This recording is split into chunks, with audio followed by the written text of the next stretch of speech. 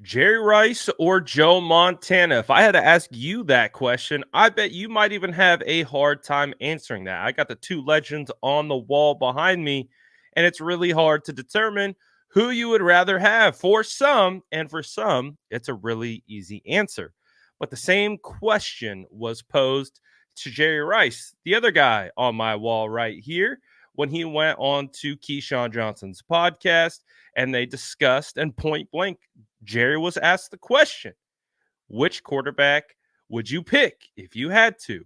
Steve Young, Joe Montana?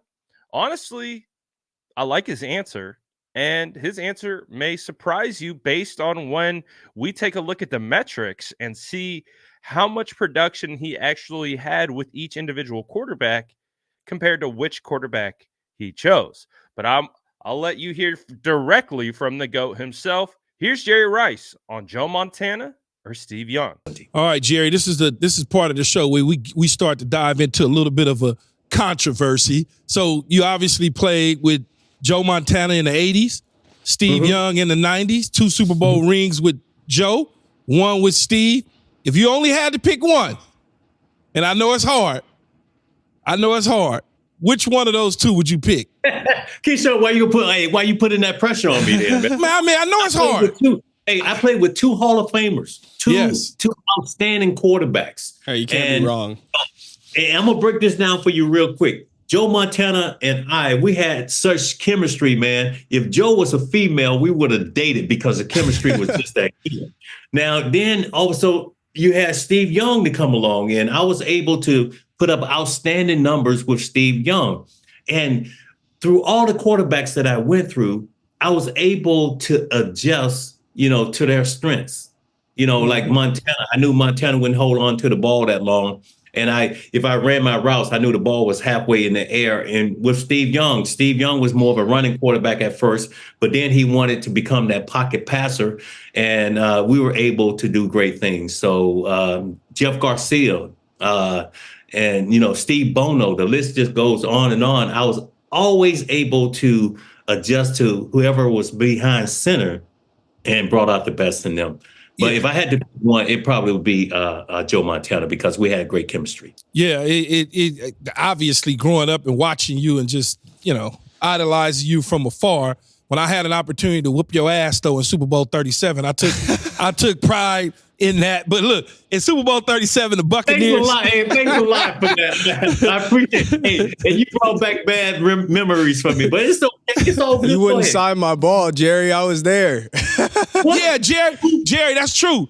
My son was young. Keyshawn was young, right? And after the game, obviously the game was over with. Yes. And Kiki was what we call him.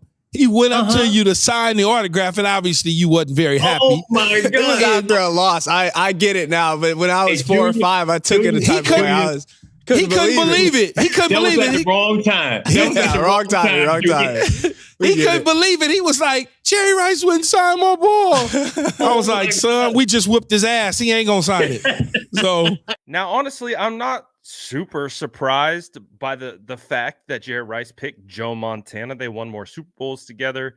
And that's where Jerry really developed himself into the player that he became. And it was in those early years with Bill Walsh and Joe Montana. So not crazy surprised. I thought it was pretty interesting how he said if Joe Montana was a girl, they would date because their chemistry was that strong.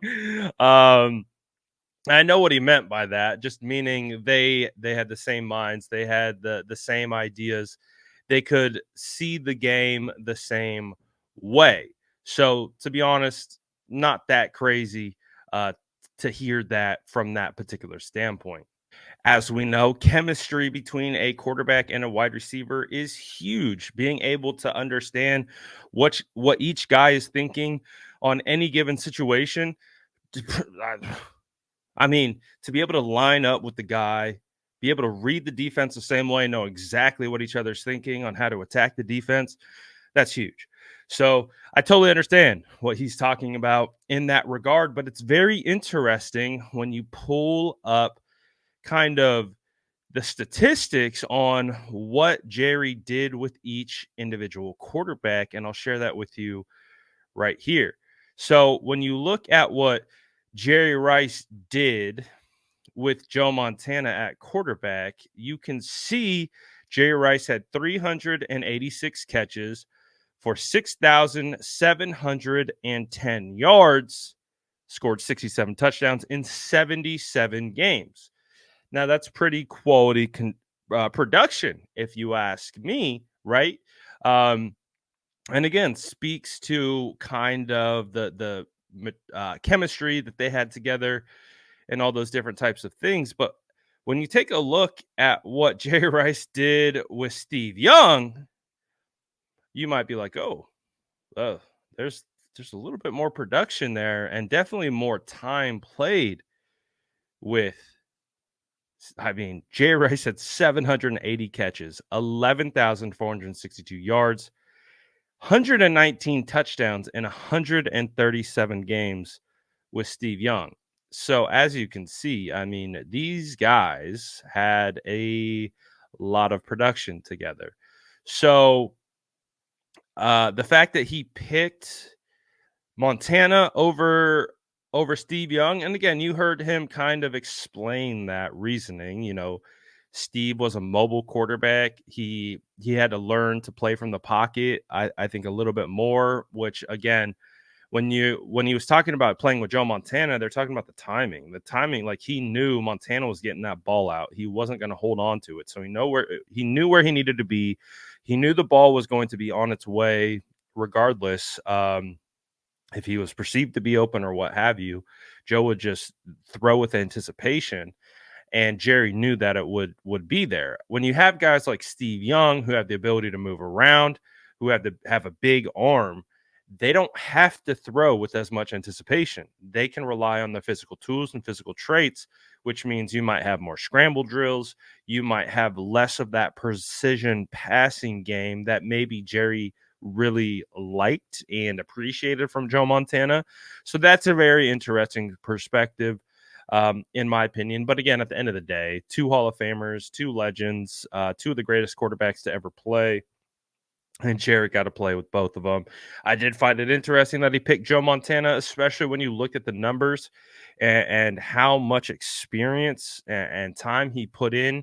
How much more statistical output that he had with Steve Young, how many more games played with Steve Young, and still went with Montana. So the question becomes, would Jerry have even had more uh crazy stats if Montana stuck around, or what do you guys think about that? Uh and I also want to know, who would you pick, Steve Young or Joe Montana?